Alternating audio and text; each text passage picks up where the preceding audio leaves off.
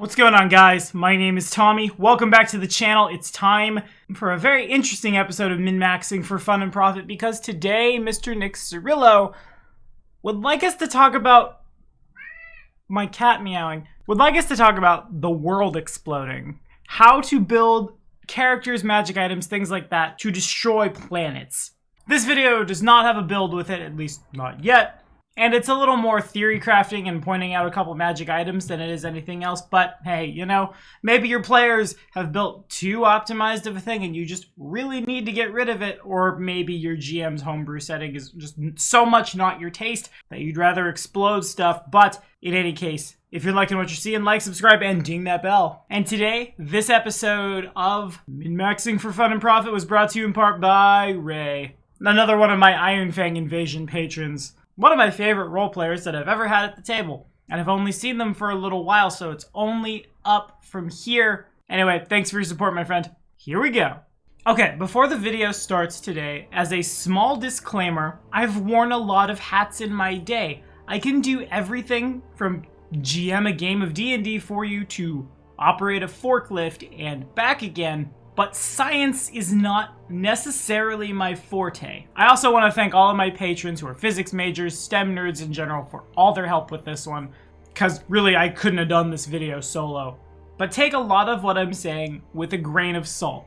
And further, before we talk about how to do this, let's talk about why and when you should or should not. One of the things I like the most about tabletop role-playing games is that they are very, very inclusive to all styles of play. It's not like a modern shooter where if you take a machine gun and unload it into a building, the building doesn't fall apart. It stays standing with maybe a scuff or two on the wall or something. No, if you want to take down a thing, you can take down a thing. If you want to dig a hole, you can dig a hole. It's like one of the fundamental reasons TTRPGs are super fun.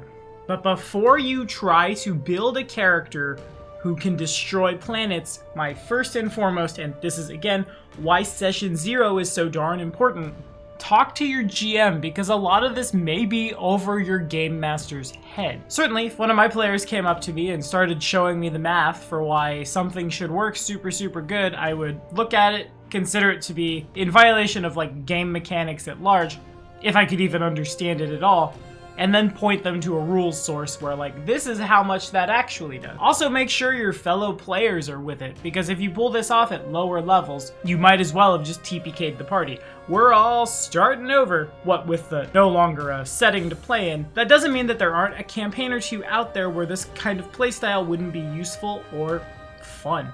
This has evil campaign written just all over it. A party who worships a great old one or a demon lord or something certainly might want to destroy the planet. That's basically what happens in Doomsday Dawn. Oopsie. And the process of gathering all of the expensive magic items and experience you would need to be able to do this is a campaign unto itself. Also, campaigns where multiple planets exist are a great place to build planet-busting characters. Not only does this ensure that your campaign doesn't end when the planet blows up because there's more planets, it also might be a tactically sound decision versus an opposing faction in mid to late game play. To say nothing of all the roleplay implications of blowing up a planet where certainly innocent people might live. If the planet's full of nothing but like super evil monster things that don't have any real sort of sentience and only exist to consume life, yeah, no, you might want to be able to explode that planet. But I digress. Let's hit that nitty-gritty, shall we? But one thing I do not want to talk about in this video is destroying a planet with the use of wish or miracle. Because sure, that would work. A worshiper of an evil deity who wishes for the planet to go boom will probably get what they want. But it doesn't exactly tell us how they get what they want. At that point, I really feel like you've handed the reins to the GM and said, I want to do this, and how they do it is on them.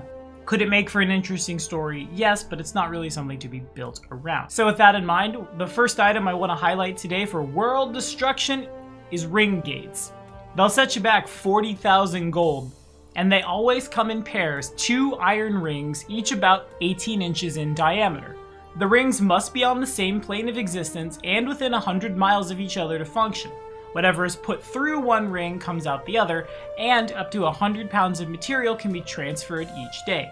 Objects only partially pushed through the ring and then retracted do not count. This useful device allows for instantaneous transport of items, messages, or even attacks. A character can reach through to grab things near the other ring, or even stab a weapon through if desired. Alternatively, a character could stick his head through to look around. A spellcaster could even cast a spell through a ring gate. This video is going to have just a little bit of how exactly does that work, because it doesn't state if this is as per teleport or as per the spell gate. But if we assume that, say, for example, you, a powerful spellcaster, could cast interplanetary teleport, which functions as teleport without a range limit, or even just regular teleport, teleporting into space after some spells cast to let you survive in the void, and then stick your hand through the ring gate, if that also essentially opens an airlock into the planet, well, that then just becomes the rogue on the other side, using stealth and running from the cops until everything is sucked out into the void of space. I guess what happens to the rogue in that case? Get a rope. Rope and invisibility. That'll do it. But on that note, space is probably the best way without use of, like, MacGuffin level magic to destroy a planet. Consider how the Aboleth did it.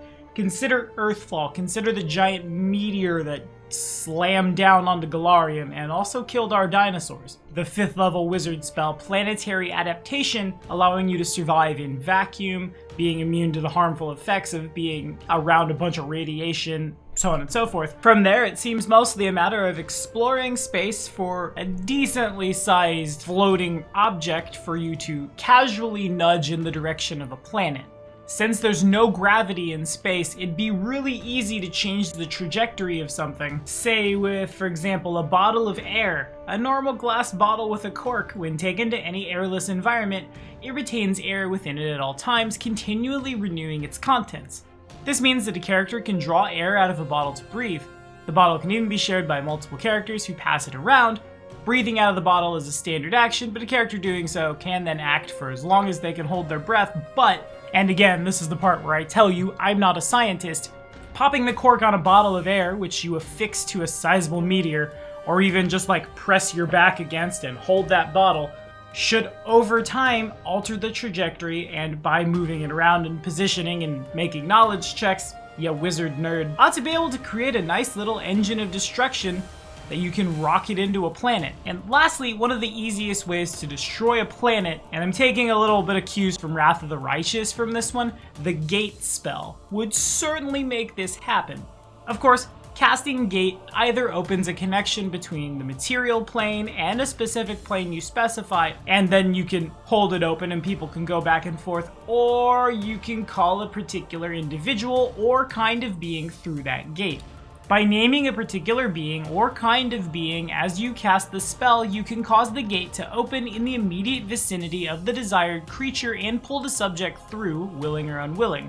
Deities and unique beings are under no compulsion to come through the gate, although they may choose to do so of their own accord.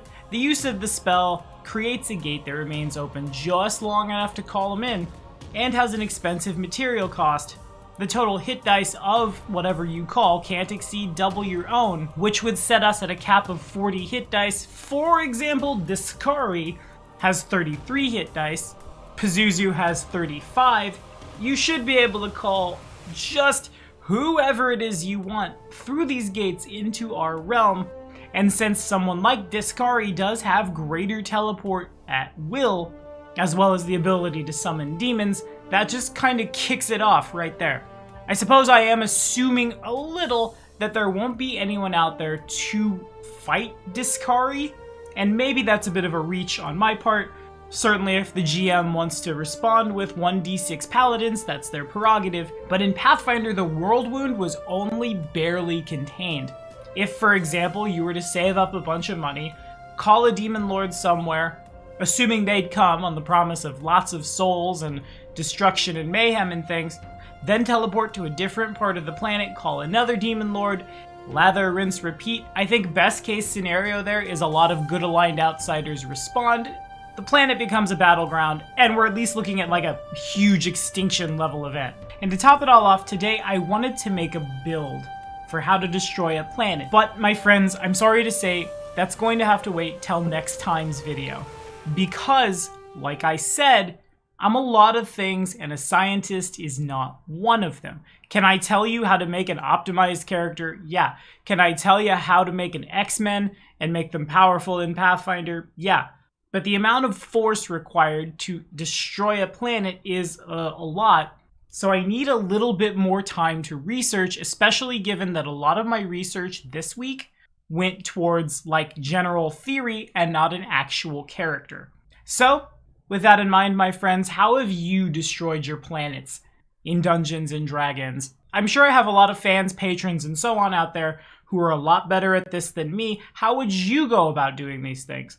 GMs, have you allowed this in your world? Let me know down in the comments. Next week, there will not be an episode of Min-Maxing for Fun and Profit. Next week is kind of an important week for me. Usually I do the recording and editing of Min-Maxing for Fun and Profit on Fridays. Next Friday's my birthday, and so I'm going to go be with my loved ones. But right after that, we'll have a Planet Buster for you. So sit tight, guys, but don't get attached to anything, because in a couple weeks it will in fact be the end of the world as we know it. Thank y'all for watching. I'll see you next time.